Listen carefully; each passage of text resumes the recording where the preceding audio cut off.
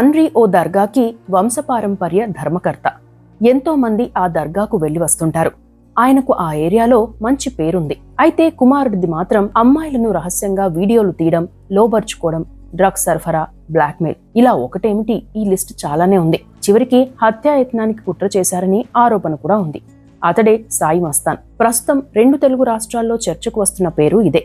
ఓవైపు డ్రగ్స్ వ్యవహారంలో ఇరుక్కోవడంతో పాటు వందలాది మంది అమ్మాయిలను ట్రాప్ చేయడం, నగ్నంగా వీడియోలు తీయడం, వాటిని చూపించి బెదిరించి లైంగిక వాంఛ తీర్చుకోవడం, ఎవరైనా పోలీసులకు ఫిర్యాదు చేస్తామని చెబితే రివర్స్లో తాను బలవన్మరణానికి పాల్పడతానని బెదిరించడం. కేవలం ఈ ఆరోపణలే కాదు, రోజుకో విషయం బయటకు వస్తోంది. దీంతో సాయి మస్తాన్ గురించి బయటకు వస్తున్న విషయాలు సర్వత్రా షాకింగ్ గురి చేస్తున్నాయి.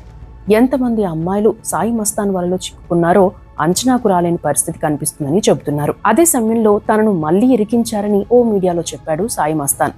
అతని నేపథ్యం ఏంటి, చరిత్ర ఏంటి అనేది చూద్దాం. సాయి మస్తాన్ని మస్తాన్ సాయి అని కూడా పిలుస్తారు. పూర్తి పేరు రావి బాబాజీ మస్తాన్ సాయి. వీరిది గుంటూరు జిల్లా నల్లచెరువు ప్రాంతం.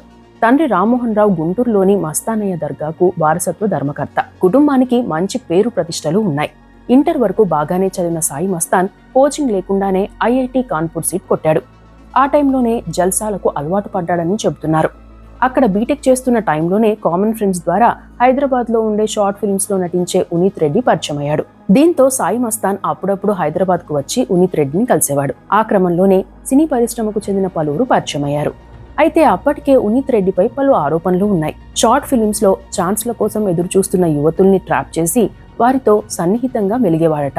అంతేకాకుండా అతనికి డ్రగ్ పెడ్లర్స్ తో పరిచయం ఉండేదట.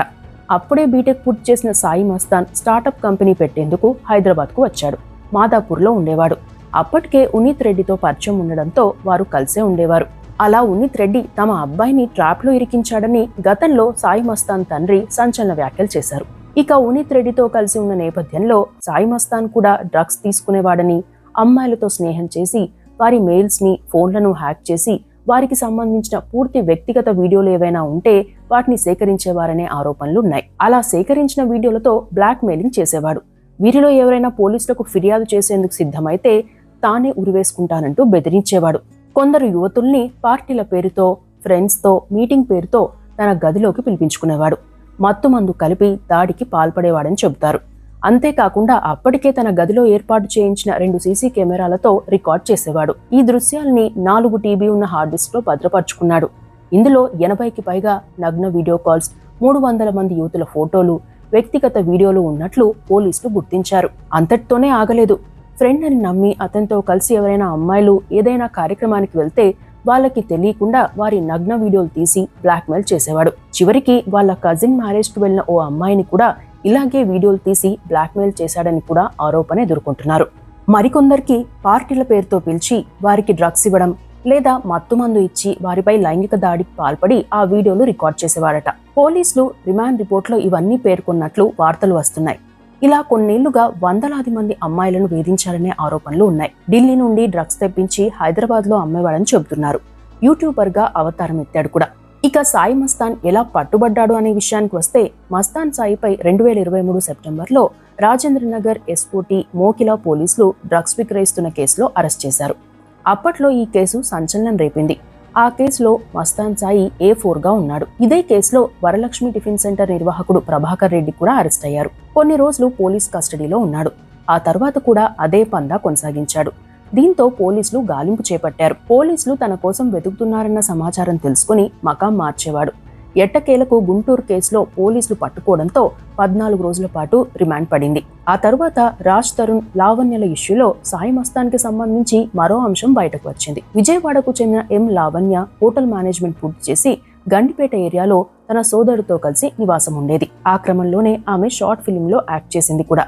అలా నటిస్తున్న టైంలో మరో నటుడు శేఖర్ రెడ్డి ద్వారా ఉనీత్ రెడ్డి పరిచయమయ్యాడు. 2014లో వీరిద్దరూ కలిసి దేవదాసుకు పెళ్లైంది అనే షార్ట్ ఫిల్మ్లో నటించారు. ఉనీత్ రెడ్డి, మస్తాన్ సాయి కూడా స్నేహితులే కాబట్టి అలా వీరికి పరిచయమైంది. ఉనీత్ రెడ్డి బెంగళూరులో 1 గ్రాము మాదక ద్రవ్యాన్ని 1500 రూపాయలు కొని హైదరాబాద్ లో 6000 రూపాయలకు అమ్మేవాడట. అయితే ఓసారి ఉనీత్ కొన్ని రోజులు జైల్లో ఉన్నాడు. దీంతో లావణ్యతో ఎక్కువగా సాయి మస్తాన్ మాట్లాడేవాడు. అంతేకాకుండా అతడితో క్లోజ్ గా ఉండే ఇందిరతో పాటు లావణ్య కూడా డ్రగ్స్ తీసుకునేవారనే ఆరోపణలున్నాయి. ఇవన్నీ ఆరోపణలు మాత్రమే. ఇక వీరిపై సమాచారం రావడంతో పోలీసులు నిఘా పెట్టారు. 2 ఏళ్ల క్రితం ఆగస్టులో మోకిలా పోలీస్ స్టేషన్లో ఉనీత్ పై మరో కేసు నమోదైంది. ఈ కేసులో నిందితురాలిగా ఉన్న లావణ్య కొన్ని రోజుల పాటు పరారీలో ఉన్నారు. తరువాత బయటకు వచ్చారు. మరోసారి ఉనీత్ రెడ్డి ఇందిరల నుండి లావణ్య 5 గ్రాముల మాదక ద్రవ్యం తీసుకుందని, 1 గ్రాము తాను వినియోగించి మిగిలిన 4 గ్రాములు అమ్మేందుకు ప్రయత్నించగా మాదాపూర్ ఎస్ఓటీ నార్సింగి పోలీసులు కోకాపేటలో అదుపులోకి తీసుకున్నారు. ఈ కేసులో ఉనీత్ రెడ్డి, ఇందు పరారీలో ఉన్నారు. ఆ తర్వాతి కాలంలో అనురాధ అనే సాఫ్ట్వేర్ ఇంజనీర్ కూడా ఢిల్లీ నుండి మాదక ద్రవ్యాలు తెస్తూ పట్టుబడ్డారు. గోవాలోని నైజీరియన్ల ద్వారా వీరు మాదక ద్రవ్యాలు తెప్పించుకునేవారని అనురాధ చెప్పారు కూడా. ఎంక్వైరీలో సాయి మస్తాన్ ఉన్నట్లు కూడా తేలింది. అప్పటి వరకు డ్రగ్స్ వ్యవహారంలోనే సాయి మస్తాన్ పేరు వినిపించినా కొన్ని రోజుల క్రితం ఓ కేసు సంచలనం రేపింది. తనను హీరో రాజ్ తరుణ్ పెళ్లి చేసుకుంటానని చెప్పి మోసం చేశాడని లావణ్య పోలీసులకు ఫిర్యాదు చేసింది. అప్పట్లో ఈ వార్త కూడా వైరల్ అయింది. ఈ విషయంలో ఎవరి వర్షన్లు వారివే. అయితే ఈ వివాదంలో మస్తాన్ సాయి, ఆర్జే శేఖర్ భాష పైన ఆమె ఆరోపణలు చేశారు. రాజ్ తరుణ్ ఈ అంశంపై స్పందించాడు. తనపై వచ్చిన ఆరోపణలను ఖండిస్తూ లావణ్యతో కొన్ని రోజులు కలిసి ఉన్నానని, అయితే ఆమె వైఖరి నచ్చక తాను దూరంగా ఉంటున్నానని చెప్పాడు. లావణ్య కూడా రాజ్ తరుణ్ పై పలు ఆరోపణలు చేసింది.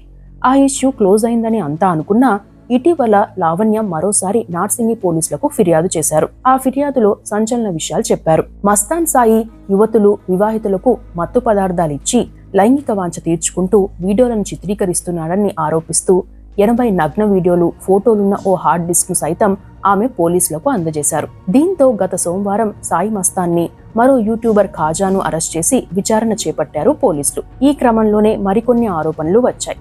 గతంలో డ్రగ్స్ కేసులో అరెస్టైన వరలక్ష్మి టిఫిన్ సెంటర్ యజమాని ప్రభాకర్ రెడ్డి ఫోన్ను సాయి మస్తాన్ హ్యాక్ చేసి ప్రైవేట్ వీడియోలు సేకరించాడని లావణ్య పేర్కొన్నారు. నటుడు నిఖిల్ ఫోన్లోని ప్రైవేట్ పార్టీ వీడియోలు సైతం మస్తాన్ హార్డ్ డిస్క్ లో ఉన్నాయని తెలిపారు. మస్తాన్ సాయి తనకు తెలియకుండానే తన వ్యక్తిగత వీడియోలు తీసినట్లు వివరించారు. వీటి గురించి ప్రశ్నిస్తే అనేక రకాలుగా దాడి చేసేవాడని చెప్పారు. తనకు చాలా మందితో పరిచయాలున్నాయని చెప్పేవాడట. వైసీపీకి చెందిన మాజీ ఎమ్మెల్యే కుమారుడు, అతని సోదరుడి కుమారుడు కూడా తనకు క్లోజ్ అని చెప్పడంతో పాటు వారికి కూడా డ్రగ్స్ సరఫరా చేసేవాడనే ఆరోపణలున్నాయి. అంతేకాకుండా తనను శేఖర్ భాష, మస్తాన్ సాయి మళ్లీ డ్రగ్స్ కేసులో ఇరికించేందుకు చూస్తున్నాడని లావణ్య ఆరోపించారు. అందుకోసం లావణ్య ఇంట్లోనే పార్టీ చేయాలని వారు మాట్లాడుకున్న ఆడియో కూడా లావణ్య పోలీసులకు అందించారు. అంతేకాకుండా తనపై సాయి మస్తాన్ హత్యాయత్నం చేశారని కూడా ఆరోపించారు. ఇటీవల మస్తాన్ సాయి ఇంటికి వెళ్లిన లావణ్య ఆ హార్డ్ డిస్క్ ను తెచ్చేసిందని, అప్పటి నుండి ఆ హార్డ్ డిస్క్ కోసం మస్తాన్ అనేక రకాలుగా లావణ్యపై ఒత్తిడి చేస్తున్నాడు. గత నెల 31న మరికొందరితో కలిసి లావణ్య ఇంటికి వచ్చిన మస్తాన్ ఆమెపై దాడికి ప్రయత్నించాడు. టీవీ, సీసీ కెమెరాలు సహా అనేక వస్తువులు ధ్వంసం చేశాడు. తీవ్ర భయాందోళనకు గురైన ఆమె ఆ రోజు తన స్నేహితురాల దగ్గర ఆశ్రయం పొంది అనంతరం పోలీసులకు సమాచారం ఇచ్చారు. దీంతో మస్తాన్, ఖాజా సహా ముగ్గురిపై పోలీసులు కేసు నమోదు చేశారు. ఇక గతంలో మస్తాన్ సాయి తండ్రి ఓ మీడియాతో మాట్లాడుతూ తన కుమారుణ్ణి కొన్నాళ్ళ నుండి ట్రాప్ చేశారని, కరాటే కళ్యాణ్ గారు కూడా మాట్లాడారని, లావణ్య గురించి వారికి సంబంధించిన వారే అనేక రకాలుగా చెప్పారని, రాజ్ తరుణ్ బయటకు వచ్చాక తాను మీడియా ముందుకు రావాలని అనుకున్నాడని, అయితే ఈలోగా ఉద్దేశపూర్వకంగా తమను ఇరికించారని వ్యాఖ్యానించడం గమనార్హం. ఈ కేసులో కొన్ని ప్రశ్నలు కూడా తలెత్తున్నాయి. ఐఐటి కాన్పూర్లో చదివిన సాయి మస్తాన్ ఇంత ఈజీగా ట్రాప్ లో పడ్డాడా, లేక తెలిసే ఇలా చేశాడా అనేది కూడా చర్చకు వస్తోంది. అదే సమయంలో ఇన్నిసార్లు పోలీసులకు పట్టుబడినా ఒకే ఫోన్ ని, ఒకే హార్డ్ డిస్క్ ను వాడాడా, లేక మరో చోట ఆ వీడియోలను సేవ్ చేసి పెట్టాడా అనేది కూడా తేలాలి. ఇక్కడే మరో ముఖ్యమైన అంశం ఏంటంటే, ప్రస్తుతం సాయి మస్తాన్ పై ఆరోపణలు చేసిన వారు కూడా గతంలో కొన్ని ఆరోపణలు ఎదుర్కొన్నారు. మొత్తం మీద సాయి మస్తాన్ వ్యవహారం మాత్రం తెలుగు రాష్ట్రాల్లో హాట్ టాపిక్ గా మారింది.